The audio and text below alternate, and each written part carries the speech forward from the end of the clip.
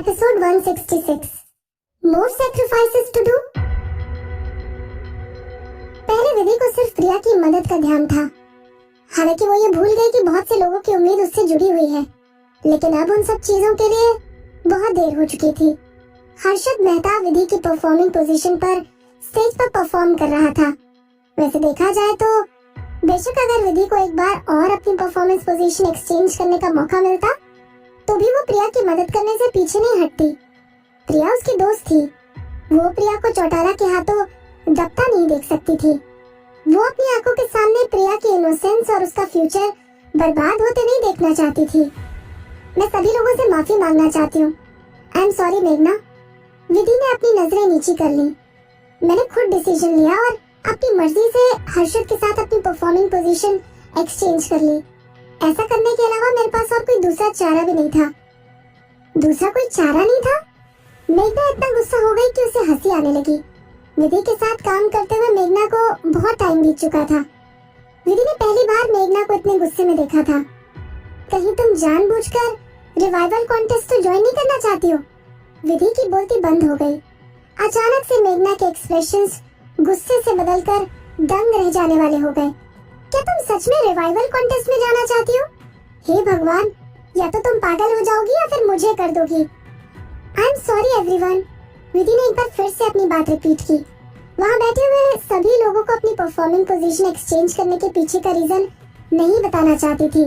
अगर वो उन्हें बता देती तो वहाँ बैठे सब लोग प्रिया को क्रिटिसाइज करने लग जाते। प्रिया को डेब्यू किए हुए कुछ ही टाइम बीता था। विधि जानती थी कि उसके अंदर ज्यादा प्रेशर झेलने की हिम्मत अभी नहीं है।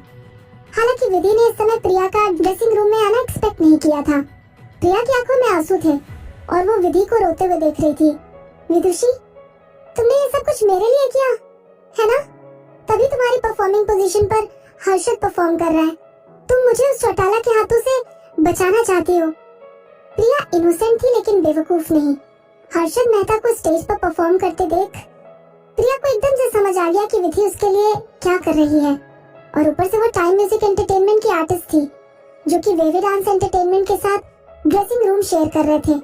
ड्रेसिंग रूम में वेवे डांस एंटरटेनमेंट के लोगों का चेहरा देखकर प्रिया को अच्छे से समझ आ गया कि विधि ने ये सब कुछ उसके लिए किया है। सिचुएशन समझने के बाद प्रिया को गिल्टी फील होने लगा। विधि के इस गलत डिसीजन के लिए वो अपने आप को ब्लेम करने लगी। मेघना चिढ़ गई और उसने प्रिया से पूछा कि ये सब क्या चल रहा है। इससे पहले कि विधि उसको रोक पाती, प्रिया ने शुरुआत से लेकर आखिर तक मेघना और वेवे डांस एंटरटेनमेंट के लोगों को सब कुछ बता दिया। प्रिया की बात सुनने के बाद सब लोग पूरी तरह से चुप हो गए, बल्कि मेघना का गुस्सा भी पहले से हल्का हो गया। वहाँ बैठे सब लोग दोस्ती के मायने जानते थे। अगर वहाँ बैठे लोग विधि की सिचुएशन में अपने आप को पाते तो वो सब लोग भी वही करते जो कि विधि ने किया। किसी के साथ दोस्ती करने से पहले दोस्ती निभानी आनी चाहिए, लेकिन विधि के इस डिसीजन से उन सब के साथ कंपनी की रेपुटेशन दांव पर लग चुकी थी। अच्छा, तो तुमने ये सब कुछ इसीलिए किया? उन सब लोगों में से सबसे पहले चैतन्या बोली। अब जब तुम अपना डिसीजन ले चुकी हो तो हम लोगों के बोलने का कोई मतलब नहीं बनता। मेघना, तुम्हें विदुषी के ऊपर गुस्सा होने की कोई जरूरत नहीं है। अब सब लोग ये सोचो कि हमें आगे क्या करना है। हालांकि मेघना प्रिया को घूरते हुए बोली, मैंने खुद अपनी आंखों से सिलेक्शन राउंड के पूरे प्रोसेस को देखा था। मुझे अच्छी तरह याद है कि तुम इससे पहले अपनी परफॉर्मिंग पोजीशन मुक्ति के साथ बदल चुकी हो। असलियत में लास्ट परफॉर्मिंग पोजीशन तो मुक्ति की होनी चाहिए थी। तुम्हें अपनी परफॉर्मिंग पोजीशन बदलते हुए मीडिया ने भी देखा था और वो सब तुम दोनों को आपस में बहुत अच्छे दोस्त बता रहे थे। जरा मुझे भी बताओ, तुम दोनों आपस में कितने क्लोज हो? तुमने अपनी पोजीशन मुक्ति को दे दी और अब तुम यहाँ आकर विदुषी को परेशान करना चाहती हो। नहीं, ऐसा नहीं है। प्रिया इतना घबरा गई कि एक बार फिर से उसकी आंखें आंसुओं से भर गई। पहली बात तो मैं और मुक्ति एक दूसरे के बिल्कुल क्लोज नहीं है। प्रिया बिल्कुल बच्चों की तरह बात कर रही थी। एक बार इमोशनल हो जाने के बाद वो जोर जोर से बोलने लग जाती थी और अपनी आवाज को कंट्रोल नहीं कर पाती थी। उसकी ये बात सुनकर बड़े से ड्रेसिंग रूम में टाइम म्यूजिक एंटरटेनमेंट के बैठे हुए बाकी लोग उसको बुरी तरह से घूरने लगे। प्रिया को जरा भी अंदाजा नहीं था कि सब लोग उसे ऐसे देख रहे हैं और वो बिना कुछ जाने आगे बोली, मुझे अपनी परफॉर्मिंग पोजीशन मुक्ति के साथ चेंज करने के लिए चेतन सर ने कहा था। ये सब कुछ कंपनी ने पहले ही अरेंज करवा दिया था। मेरी सिर्फ विदुषी अच्छी दोस्त है। मैं क्यों विदुषी की परफॉर्मेंस खराब करने के लिए किसी बाहर की लड़की के साथ अपनी पोजीशन एक्सचेंज करूंगी? तुमने बाहर की लड़की किसको कहा? पीछे से एक आदमी की भारी आवाज आई। सब लोगों ने उस आवाज की तरफ मुड़कर देखा। वो आवाज खुद चेतन मेहता की थी। चेतन प्रिया को नीचा दिखाने की नजरों से देखने लगा और बोला, तुम शायद अपने स्टेटस के बारे में भूल रही हो। टाइम म्यूजिक एंटरटेनमेंट के आर्टिस्ट होने के तौर पर तुम अपनी सीनियर आर्टिस्ट को बाहर का बताकर दूसरी कंपनी के कॉम्पिटिटर को अपना अच्छा दोस्त बता रही हो। मैं तो बस, प्रिया की बोलती बंद हो गई।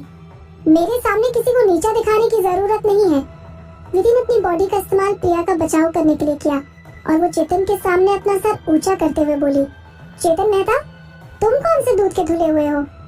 इस इंडस्ट्री में तुम्हें जाना माना मैनेजर कहा जाता है, लेकिन तुम उस हिसाब से आर्टिस्ट को नीचा दिखाते नेपोटिज्म की वजह से अपनी जान पहचान के आर्टिस्ट को अच्छी परफॉर्मिंग पोजीशन दिलवा रहे हो। तुम्हारे अंदर कोई शर्म नाम की चीज है या नहीं? शर्म? चेतन अपनी नजरें गड़ाकर विधि को देखने लगा और फिर अचानक से मुस्कुराया। मिस विदुषी, तुम हमेशा से घमंडी रही हो। शायद इसीलिए ही तुमने अपनी बेवकूफी की वजह से वेवी डांस एंटरटेनमेंट के लोगों की सारी मेहनत मिट्टी में मिला दी। तुम्हें इतनी अच्छी पोजीशन मिली, फिर भी अपने आप को ज्यादा महान समझने की वजह से तुमने गलती कर दी। टाइम म्यूजिक एंटरटेनमेंट कंपनी ऐसी बेवकूफी कभी नहीं करेगी। हमारे सारे आर्टिस्ट अपनी कंपनी की रिस्पेक्ट करते हैं और उन सभी आर्टिस्ट को कंपनी के अरेंजमेंट फॉलो करनी पड़ेगी। तुमने कभी जीतने वाले घोड़े को देखा है?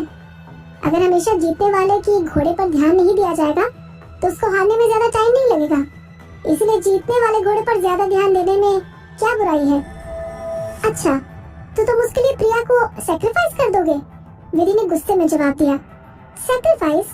चेतन मुस्कुराया और अपना सर हिलाते हुए बोला, हम बस अभी न्यू कमर को कॉन्टेस्ट का एक्सपीरियंस दिलवा रहे हैं। That's all. Experience my foot? मेघना अपने गुस्से को रोक नहीं पाई।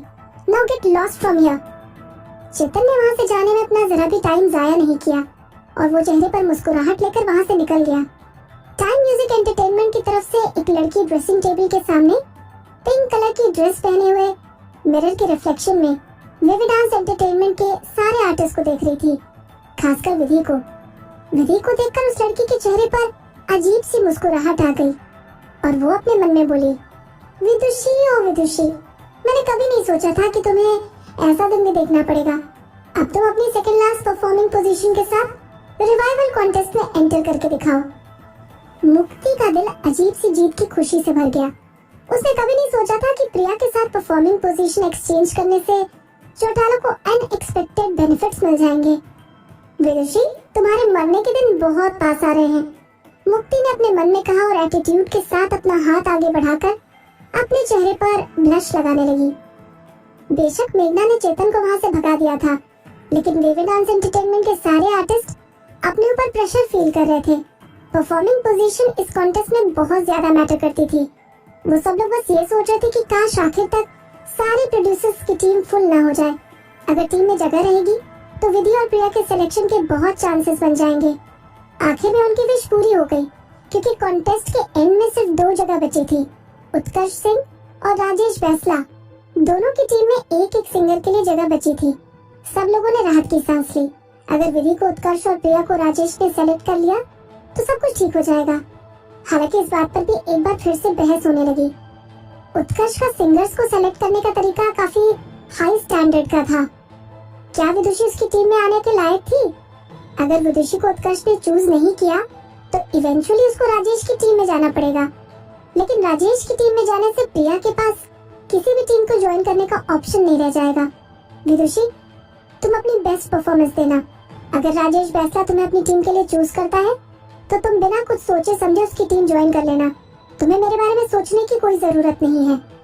प्रिया ने विधि को पकड़े हुए सीरियसली बोला, क्योंकि प्रिया अच्छी तरह से जानती थी कि टीम में एक बार जगह बनाने से ही विधि के जीतने के चांसेस बढ़ जाएंगे।